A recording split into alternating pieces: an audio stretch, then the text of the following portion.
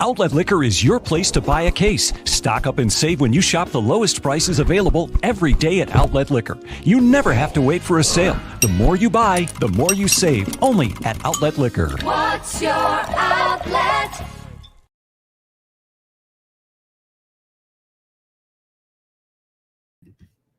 Welcome, everybody, to the Sabres versus Carolina Hurricanes pregame show, brought to you by the ad you just watched, Outlet Liquor, the place to buy a case. Ty, disappointing loss a few nights ago to the Florida Panthers, blow two separate 3-goal leads, and you again watch goaltending continue to be an issue here in Buffalo. But we see Malcolm Subban step in to make his Sabres debut here tonight against the Hurricanes. Yeah, Malcolm Subban gets his first shot in the Buffalo Sabres sweater. Obviously not a very good career track record in the NHL. Hasn't really latched on anywhere because he's been, league average at best. It's going to give you some flashes at times, like most of these guys do, who sort of bounce around for a long time. He's But a suitcase. with Carolina, Svechnikov is out tonight, so you're going to see 11 forwards and 7 defensemen starting for them. So maybe, that'll be enough to keep, Carolina's offensive, powers at bay. But I doubt it. It's going to be a tough night for them, I think, Duane. Yeah, it's a very well-coached hockey team in Carolina. No joke. Rod Brindamore, teams are always competitive. I know he just got fined like $25,000 the other night. Something involving a referee. I can't remember exactly what happened. I remember seeing a quick replay of it, but he got fined quite a bit of money by the NHL. But yeah, people weren't really sure how to take or how to if they could take Carolina seriously to start the season, because they did trade Nedeljkovic to the Detroit Red Wings, which was a big surprise after the insanely good first rookie season he had, and then you just go and you trade him to the Red Wings.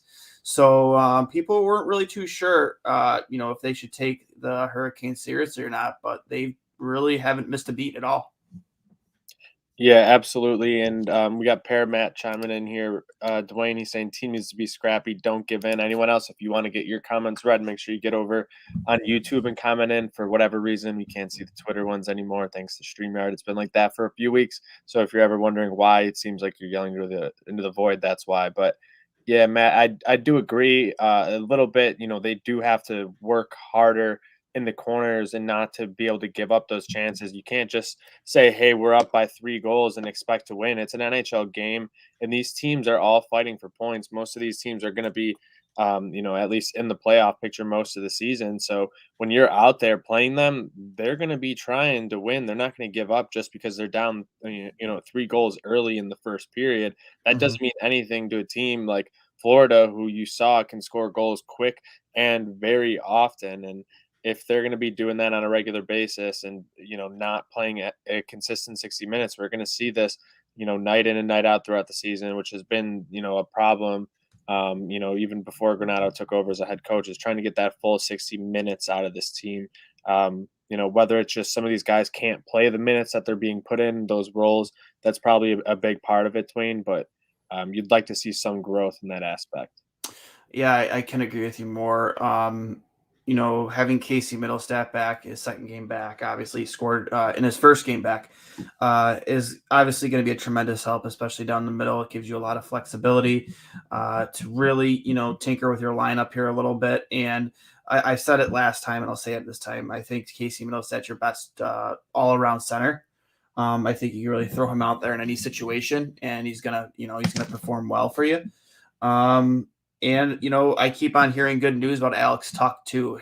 His return is pretty imminent. So that's going to be a huge addition to this lineup, not just, skill-wise, but size and experience and just leadership qualities he's going to bring to a very young very young locker room. I think I saw earlier that even Kyle Okposo is currently on a 5-game point streak.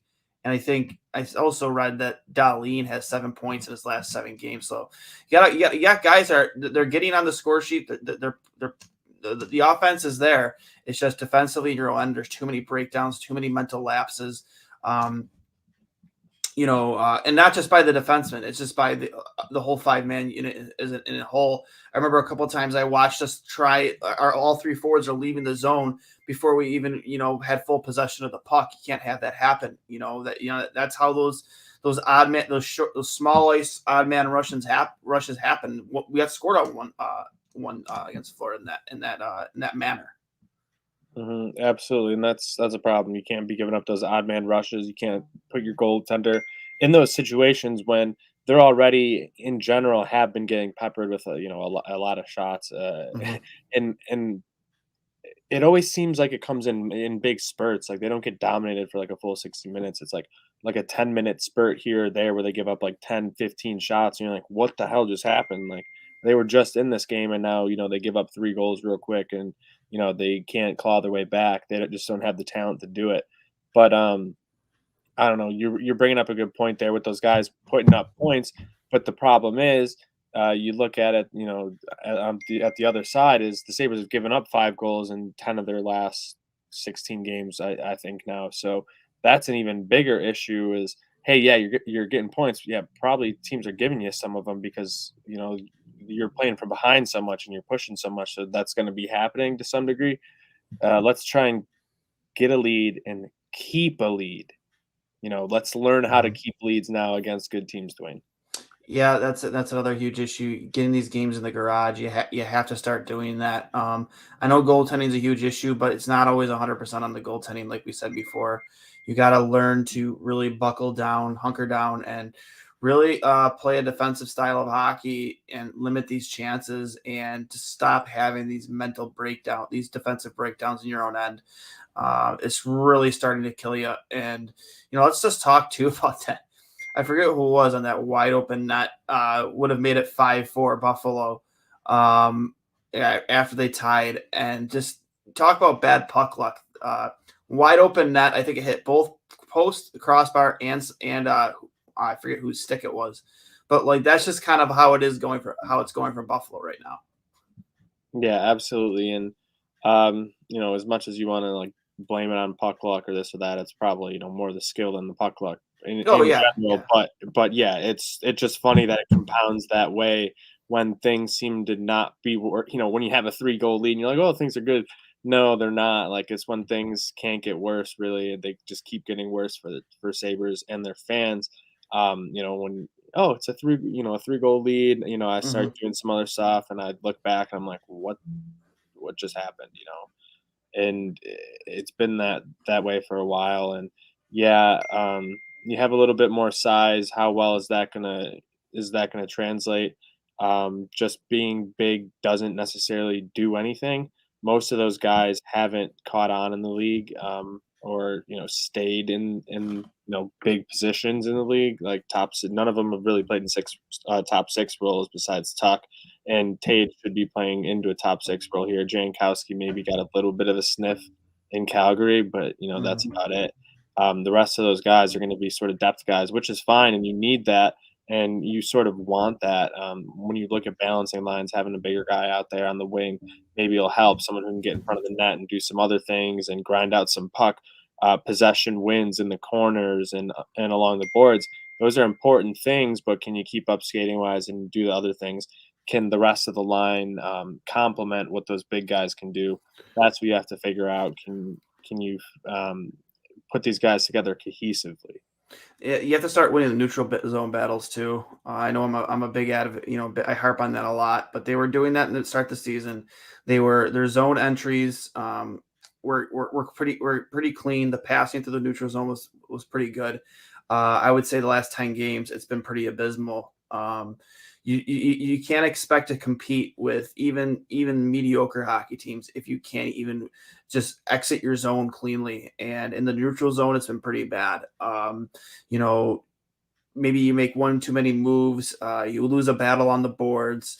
You try and do too much on your own instead of making the easy pass or going up the boards to a winger on the wall. Like they're just not doing those simple things, keeping it simple. And it's really negatively affected this team. over like these last 2 to 3 weeks. Just you went from winning a lot of neutral zone battles and having your clean zone entries and just not getting your passes through uninterrupted, and then you go from that to it just looks kind of resembles a lot of some of the things that we used to see last year.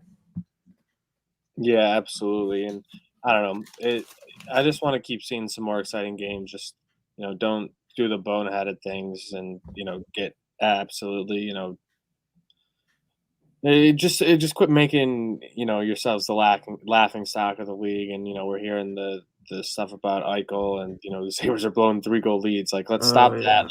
Let's give us some good exciting hockey to watch here on a Saturday night, Dwayne.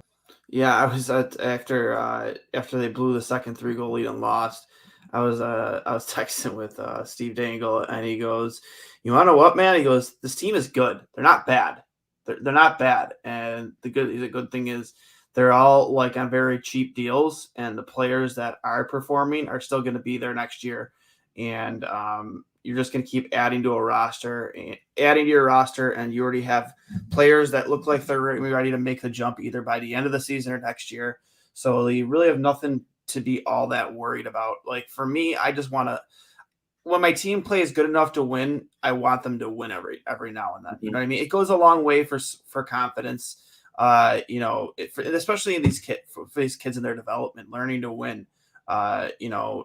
It's true. You play differently in front of certain goaltenders, and now that Craig Anderson's been downgraded to month, it's like you kind of hope Malcolm Subban can just play better than Aaron Dell. Just please play better than Aaron Dell. That's all I ask, man. Just all I ask. And Dustin Katarski. Yeah. So, and with that being said, we should have puck drop here in a few minutes.